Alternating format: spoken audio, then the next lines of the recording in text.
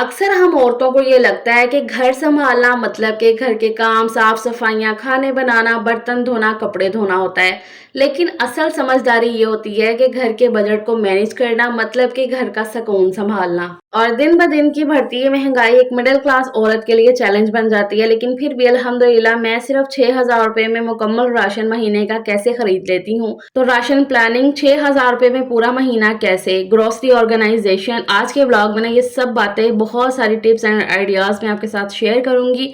तो हर बार की तरह आज का भी मेरा ये ब्लॉग मेरी सब किचन क्वींस के लिए बहुत ज़्यादा हेल्पफुल और मैनेजेबल रहेगा। सो प्लीज़ ब्लॉग को पूरा देखिएगा बिना स्किप करे। किसी भी पॉइंट पे जाके आज का मेरा ये ब्लॉग वीडियो आपको पसंद आए तभी एक लाइक और चैनल को सब्सक्राइब ज़रूर से करिएगा। अस्सलाम वालेकुम, क्या हाल चाल है, कैसी है मेरी प्यारी सी यूट्यूब फैमिली। अल्लाह का शुक्र है मैं बिल्कुल ठीक ठाक हूँ अल्हम्दुलिल्लाह। माशाल्लाह एक औरत के लिए ना बड़ा सुकून वाला दिन होता है जब उसके घर की ग्रोसरी आनी होती है। अच्छा, यहाँ पर मैं ग्रोसरी लिस्ट रेडी कर रही हूँ। सुबह का ये टाइम है, आई थिंक 8:30 बजे का। और पीछे ये जो कपड़ों का ढेर आपको नज़र आ रहा है ना, कल हमने कपड़े धोए थे तो हल्के फुल्के से ना अभी गीले थे। तो रात को बारिश वाला मौसम हो गया था, इसलिए ना फिर हम नीचे उतार लाए और फिर मैंने ना यहाँ पर बेड पे सारे फैला दिए थे कि हल्की फुल्की जो नमी है ना वो निकल जाएगी। खैर बच्चे स्कूल जा चुके हैं, घर के सारे काम सुबह के जो होते हैं नाश्ते से लेकर घर की सफाइयों तक वो हो गए हैं और मैं भी फ्रेश हो गई थी इतने टाइम में। एक तो जब सुबह के टाइम व्लॉग ना शूट हो रहा हो तब भी काम जल्दी हो जाते हैं और जब कहीं जाना हो। तो आज हमें जैसे कि जाना था ग्रोसरी खरीदने के लिए, तो सलीम ने कहा था कि मैं बच्चों को छोड़ के वापस आता हूँ। तो 9 बजे तक ना दुकानें फिर खुल जाती हैं जहाँ से हम ना राशन लेकर आते हैं। मैंने काफ़ी दफ़ा आपको बताया है कि मैं करियाना स्टोर से ही राशन लेकर आती हूँ। तो 9 बजे तक ना दुकानें खुल जानी थी। अच्छा, राशन खरीदने से पहले जो मेरी फर्स्ट प्रायोरिटी होती है कि राशन की लिस्ट रेडी करना। तो वैसे राशन की प्लानिंग ना मैं 2-3 दिन पहले से करने लग जाती हूँ, लेकिन फिर भी जाते हुए ग्रोसरी लिस्ट रेडी करना काफ़ी ज़रूरी हो जाता है कि घर का जो मेन सामान है, ज़रूरत का सामान, वो स्किप ना हो जाए, सारी चीज़ें आराम से आ जाएँ, खरीदारी में आसानी हो। खैर मैंने एक लिस्ट रेडी की और फिर मैं और सलीम जाके राशन खरीद के ले भी आए हैं। मैंने काफ़ी दफ़ा आपको बताया हुआ है कि करियाना स्टोर से मैं हर बार राशन खरीदती हूँ अपना, आज भी वहीं से लेकर आए हैं। अच्छा, अब मैं आपको बता दूँ हर घर का ना एक अपना हिसाब, एक अपना बजट होता है कि इस बजट में उन्होंने ये सब कुछ काम जो है ना वो मैनेज करना होता है। अब सबके घरों का ना सैलरी पैकेज भी होगा, डेली बेसिस वाला भी होगा। जिनका सैलरी पैकेज होता है ना उनको पता होता है कि भई हमारा इतना बजट है और इस बजट में हमने पूरा महीना निकालना है और उस हिसाब से वो राशन खरीदते हैं। अब मेरे घर का ऐसा है ना कि अल्हम्दुलिल्लाह मेरे हस्बैंड का डेली बेसिस वाला काम है, तो फिर हम उसी हिसाब से जो है ना वो राशन खरीदते हैं और इस राशन में ना आपको जो ज़रूरियात ज़िंदगी की जो बेसिक चीज़ें होती हैं ना वो सब नज़र आएँगी। आटे का थैला जो है ना यहाँ पर मैं नहीं रख सकी थी क्योंकि वो भारी था, तो वो सलीम जो है ना बाल्टी में पलटा के चले गए हैं। तो 10 किलो आटे का थैला आया है, ऑयल, चावल, घी, दाल मतलब कि ये जो सारी चीज़ें हैं ना वो सिर्फ़ और सिर्फ़ ज़रूरत की है, जो पूरा महीना अल्हम्दुलिल्लाह लगती हैं और इससे मेरा पूरा महीना गुज़रता भी है। लास्ट टाइम भी मैंने आपके साथ शेयर किया था, तब पूरे 6,000 की ग्रोसरी आई थी। 6,000 रुपए भी में ना कुछ पैसे कम थे, तो उतने की पूरे महीने की ग्रोसरी आ गई थी।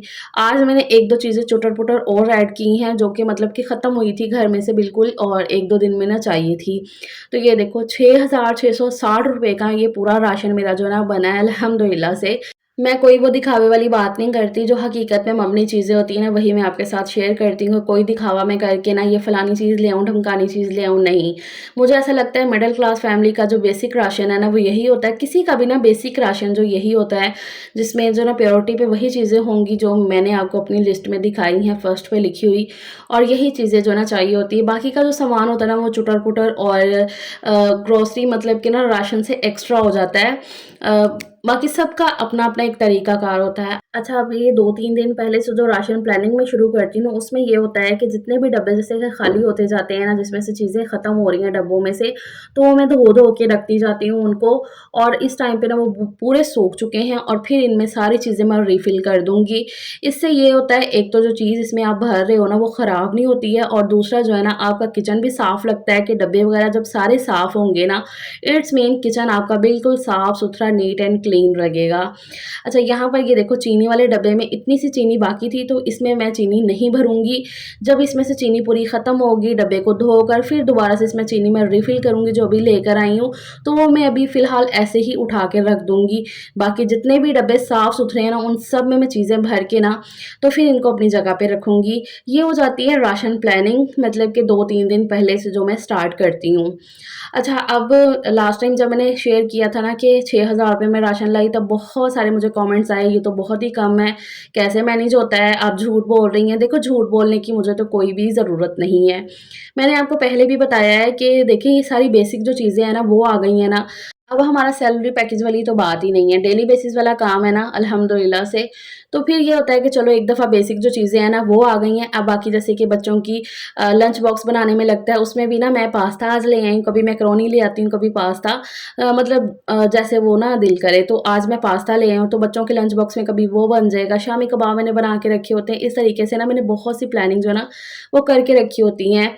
फिर भी अगर कुछ चुटर-पुटर खाने का दिल करता है, अलग से कोई चीज़ आती है ना, तो वो फिर मैं बीच में मँगवा लेती हूँ। लेकिन जो बेसिक चीज़ें हैं ना, वो आ गई हैं ना, तो ये सुकून हो जाता है। अब जैसे कि ऑयल के 3 पैकेट आए हैं, 1 तो मैंने बोतल में डाल दिया है, 2 जो है ना मैंने फ्रिज में रख दी हैं एक्स्ट्रा, मैं वहीं पे उठा के फ्रिज में रख देती हूँ। घी या ऑयल जो है ना ऐसे एक्स्ट्रा में हो तो। 1 पैकेट घी का आता है, पराठे के लिए मैं घी यूज़ करती हूँ। ऑयल का ज़रा ना थोड़ा ज़्यादा खर्चा होता है, और मेरी पूरी कोशिश होती है कि ये जो 3-4 पैकेट ऑयल में आए, मतलब ग्रोसरी में आए होते हैं, इन्हीं के साथ मैं अपना पूरा महीना जो ना वो स्पेंड करूँ। अब ऐसा भी नहीं है कि नहीं भई वो मतलब कि करना ही करना है, मैं हमेशा बात करती हूँ कि कंजूसी अलग चीज़ होती है और किफ़ायतशारी एक अलग चीज़ होती है। तो पूरी कोशिश होती है कि इसी में जो है ना मैं अपना टाइम स्पेंड करूँ, लेकिन अगर कभी ज़्यादा की ज़रूरत पड़ जाती है तो वो फिर बीच-बीच में आ जाता है। लेकिन फिर भी मेरा अल्हम्दुलिल्लाह 20-22 दिन या इससे भी ज़्यादा 25 दिन तो आराम से गुज़र जाते हैं इंशाल्लाह अल्हम्दुलिल्लाह से। तो इस तरीके का ना जो मैंने अपना तरीकाकार सेट करके रखा हुआ है। बस एक दफ़ा इंसान ज़रूरतें पूरी कर ले ना, फिर ख्वाहिशें आहिस्ता-आहिस्ता चलो हो ही जाती हैं पूरी। जब दिल करे भई थोड़ा-थोड़ा करके कर लिया, इंशाल्लाह अल्हम्दुलिल्लाह से सब कुछ हो जाता है। बस आपके अंदर ना एक पेशेंस होना चाहिए और तरीकाकार होना चाहिए चीज़ों को करने का। अच्छा ख़ैर, ग्रोसरी मैं ऑर्गनाइज़ कर रही थी अभी। आपको पता है मेरा किचन भी छोटा-सा है अल्हम्दुलिल्लाह से। तो अपने हिसाब से मैंने चीज़ें सेट कर दी। ये एक छोटी-सी बास्केट के अंदर ये जो लेफ्ट ओवर मसाले, क्योंकि अभी मसाले बिल्कुल भी मैंने नहीं भरे हैं, ऑलरेडी उनमें मसालादानी में थे, तो इसलिए ना फिर मैंने ऐसे ही रख दिए हैं अभी। और ये जो साबुन हो गया, मतलब एक ही टोकरी में डाल के, जैसे कि ये जो रेडीमेड मसाला होता है ना, सिर्फ़ मैं बिरयानी मसाला यूज़ करती हूँ, तो वही डब्बा आया हुआ है।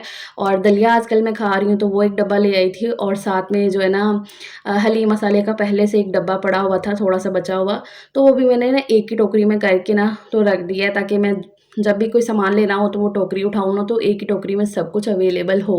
मतलब कि ना आहिस्ता-आहिस्ता फिर चीज़ें ना ऐसे बिखर सी जाती हैं, क्योंकि वही तो एक कैबिनेट, उसमें मैंने सारा सामान जो है ना अरेंज करके रखना होता है। तो फिर अगर ऐसे ही रख दो ना, तो कोई चीज़ कहीं से मिल रही होती है, कोई चीज़ कहीं से, तो एक ही टोकरी में जब सेट कर दी ना, तो बस टोकरी उठाई, उसी में से जो चीज़ लेनी है ना वो ले ली। बाकी ये ज़ीरा धनिया पाउडर जो है ना मैं बाज़ार से बिल्कुल नहीं लेती हूँ, ऐसे घर में लाकर ना खुद इनको ज़रा साफ़ कर लिया, ड्राई रोस्ट करके ना, तो फिर मैं पीस लेती हूँ। एक तो हांडी के अंदर इनका टेस्ट ही अलग सा होता है, बाहर के जो मसाले ले आओ ना उनमें बहुत सी मिलावट होती है, तो इसलिए ना फिर मैं घर में लाके से पीसती हूँ। तो वो मैंने डाल के रख दिए, उनमें से एक दफ़ा हाथ निकालूँगी, इनको ज़रा देख लूँगी, कोई भी कंकर-वंकर और कुछ भी एक्स्ट्रा, तो मैं निकाल के ना फिर उनको मैं करूँगी। तो वो ज़रा मैंने रख दिया अभी साइड पे। फ़िलहाल जो काम करने वाले हैं, जैसे कि ये बेसन, इसको मैं छान के फिर डब्बे में डाल के ना तो रखूँगी। मैदा हो, बेसन हो, ऐसे मैं छान के ना तो फिर रखती हूँ। फिर जब भी यूज़ करना हो तो आसानी हो जाती है, हर बार वो छानने का झंझट जो है ना वो ख़त्म हो जाता है। तो ये जो ना मेरे तरीक़ेकार होते हैं, एक दफ़ा ये सब काम करके रख दो ना, तो यकीन करो ज़िंदगी काफ़ी सुकून भरी हो जाती है। डेली बेसिस पे बहुत सारे एक्स्ट्रा काम होते हैं हम औरतों को करने वाले, तो ये सारे काम अगर हो जाए ना तो काफ़ी सुकून हो जाता है। अच्छा, बारी-बारी करके सारी ग्रोसरी मैंने अपने हिसाब से सेट कर दी है। अच्छा, ये बर्तन धोने वाला साबुन जो है ना मैं इसके अंदर रखती थी, और साथ में जो है ना ऐसे मतलब ये स्पंज हो गया और स्टील वूल, इस तरीके से ना मैं रखती थी, क्योंकि इसके लिए भी ना मुझे कमेंट आए थे कि आप ये कैसे रखती हैं? अच्छा, ये ना मैं पहले ऐसे रखती थी, और ये शेल्फ़ के ऊपर ही ना ऐसे पड़े रहता था डब्बा, मतलब कि ना साइड पे करके मैं रख देती थी इस तरीके से, ये वाइपर के नीचे। लेकिन ना मतलब एक तो वीडियो बनाते हुए अजीब-सा हो जाता था, मतलब कि सामने आना ना, फिर होता है ना कि ज़रा साइड पे रख दो चीज़ को, तो इस तरीके से। और दूसरा जो है ना, मतलब शेल्फ़ पे पड़ी चीज़ ना, मुझे ऐसा लगता है कि अगर मैं किसी चीज़ को हैंग कर सकती हूँ, क्योंकि आपको पता है मेरा किचन जो है ना वो छोटा है, तो फिर उस हिसाब से सारी चीज़ों को मुझे मैनेज करना होता है अल्हम्दुलिल्लाह से। तो इसलिए ना फिर मैं ये ऑर्गेनाइज़र एक ले आई थी। उस दिन मैंने शॉपिंग में आपको दिखाया था ना, तो वो मैं ये किचन के लिए लेकर आई थी, ये साबुनदानी वगैरह रखने के लिए। तो यहाँ पर ना सबसे पहले तो मैंने देख लिया कि कहाँ पर इसे मैं एडजस्ट करूँगी। और ये जो हुक्स होती हैं ना, ये मैंने घर में ला के रखी होती हैं, बहुत से काम आ जाती हैं। और किचन में ये वाली हुक्स मैं काफ़ी ज़्यादा यूज़ में ले आती हूँ। अच्छा, ये ऑर्गेनाइज़र को ना पहले मैंने वो हैंडल में डाल लिया था, और फिर जो है ना अच्छे से मैंने दीवार के साथ अटैच कर दिया है, दबा के, ताकि ये निकले ना। अब मैं इसके अंदर ये साबुन हो गया और ये स्पंज हो गया, ये मैं नया वाला लाई थी, आज ही मैंने खोला था। तो वो जो है ना मैं सारा इसमें लगा दूँगी। जो पुराने वाला स्पंज था वो मैंने फेंक दिया, महीने बाद ये भी चेंज हो जाता है। और इस साथ में ये स्टील वूल भी आया था, तो ये मैंने इसके अंदर रख दिया है।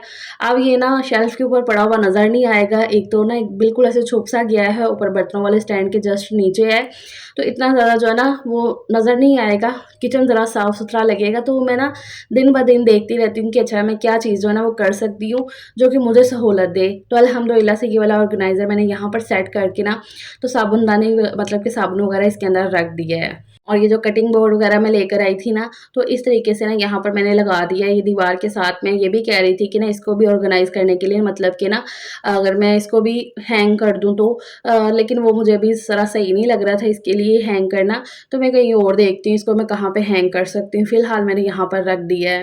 खैर, ग्रोसरी ला के ऑर्गेनाइज़ करते-कराते ना 11:30 पौने 12 मुझे बज गए थे। सिर्फ़ 1 घंटा ही रह गया था बच्चों के स्कूल से वापस आने में, तकरीबन 1 घंटा ही ना। तो दोपहर का खाना-शाना भी उनके लिए तैयार करना था, लेकिन उससे पहले ना ये गुड़ को मैं भिगो दूँगी। यहाँ पर मैंने तोड़ लिया है रुमाल के अंदर डाल के, और इसको मैं भिगो दूँगी थोड़े से पानी के अंदर ना, क्योंकि मैं गुड़ वाले चावल भी आज बनाऊँगी। सलीम का दिल कर रहा था गुड़ वाले चावल खाने का, इसलिए ना गुड़ भी आया था ग्रोसरी में। तो मुझे कह रहे थे कि आज ना गुड़ वाले चावल बनाना, मैंने कहा ठीक हो गया। अब मेरे पास ना सिर्फ़ 1 ही घंटा था सारे काम करने के लिए, दोपहर के खाने का भी कुछ करना था और मीठे में चावल भी बनाने थे। तो सबसे पहले तो ना मैंने गुड़ वाले चावलों की तैयारी सारी करके रख दी है कि गुड़ को भिगो के रख दिया। मैं ऐसे ही करती हूँ, गुड़ को भिगो लेती हूँ पहले, जब भी गुड़ के चावल ऐसे बनाने हों। तो वही मैंने गुड़, आधा किलो गुड़ था तो उसको मैंने भिगो के रख दिया, और साथ में बादाम जो है ना वो भी मैंने रख दिए भिगो के, चावलों को भी धो-धा के रख दिया है। खैर, मीठे की तैयारी तो मैंने कर दी है, लेकिन खाने के बाद ही मीठा खाया जाएगा। तो फिर मैंने कहा पहले जो है ना खाने की तरफ मैं देख लेती हूँ, फिर जो टाइम बचेगा ना, अगर बच्चे आ भी जाते हैं तो उनके खाते-खाते चलो मैं चावल तैयार कर लूँगी। तो फिर इस तरीके से ना मैंने अपनी टाइम मैनेजमेंट किया, पहले अपने दिमाग में, और फिर मैंने जो है ना वो सारी तैयारी करके, तो आलू गोभी मैंने निकाली फ्रिज में से, मैंने कहा इसके मैं पराठे बना लेती हूँ दोपहर में। हालाँकि मेरा नाश्ते का मूड था नाश्ते में बनाने का, कि इनको नाश्ते में बना देती हूँ, लेकिन ना बच्चों को सुबह के टाइम इतना कुछ खाने का दिल ही नहीं होता है। बड़ी हद भी वो करेंगे, दूध वगैरह पी लेंगे या ब्रेड खा लेंगे, पराठे वगैरह सुबह के टाइम घर में नहीं नहीं वो खाते हैं। और बाहर के लिए स्टफिंग के पराठे बना के देना, मतलब कि लंच बॉक्स के लिए ना वो इतना सही नहीं रहता है, वो ना गीले-गीले हो जाते हैं पराठे, तो इतने मज़े के नहीं लगते, चाहे जैसे मर्ज़ी रैप करके दो। तो फिर इसलिए ना मैंने कहा था कि चलो दोपहर में बना दूँगी। अच्छा, रात के सालन का कोई भी आप पराठा बना रहे हो ना ऐसे स्टफिंग वाला, तो उस सालन में ना थोड़े-से मिर्च मसाले और ऐड कर लिया करें, तब जो ना इसका टेस्ट और ज़्यादा बढ़ जाता है, पराठे ऐसे फीके-फीके नहीं लगते हैं फिर। तो इसलिए ना मैंने आलू गोभी को पीसते हुए ना इसमें ज़रा कुटी लाल मिर्च, नमक और ज़ीरा धनिया कुटा हुआ वो डाल लिया था, और फिर अच्छे से उसको पीस के, तो अभी मैं इसके पराठे तैयार कर लूँगी। काफ़ी मज़े के लगते हैं, और मौसम भी अब काफ़ी चेंज हो गया है, मतलब कि सर्दी आ ही गई है तकरीबन, और इस तरह के ये पराठे वगैरह अब अच्छे लगने वाले हैं। आय हाय! आपकी बहन डाइट कर रही है, क्या ही बताऊँ मैं, मुझ पे क्या बीतती है जब बच्चों को इस तरीके की चीज़ें मैं बना के देती हूँ, और मैं बिल्कुल अवॉइड करती हूँ। बस 1 महीना और मैं कहती हूँ मैं कर लूँ, फिर उसके बाद जो है ना देखेंगे। फिर भी पराठे वगैरह मैंने इतने उससे नहीं खाने हैं। खैर जी, बात ना सारी मैनेजमेंट की होती है। पहले मैंने वो जो है ना पराठे वगैरह बना लिए, तो पराठे बना के मैं जैसे ही फ्री हुई हूँ ना, मैंने चावलों के लिए पानी चढ़ा दिया था, ऊपर चावलों को बॉयल कर लिया है। जो गुड़ वाले चावल बनने हैं, तो पानी रखा मैंने ऊपर गर्म होने के लिए, तभी जो है ना बच्चे और सलीम एंटर हो गए घर में। स्कूल से वापस आ गए थे बच्चे, तो उनको मैंने फटाफट से खाना दे दिया, और मैंने कहा कि सलीम आपने ना चावल खा के ही जाना है। मेरी पूरी कोशिश होती है कि इनके आने से पहले ना सब कुछ जो है ना वो रेडी पड़ा हो और वो खा के जाएँ।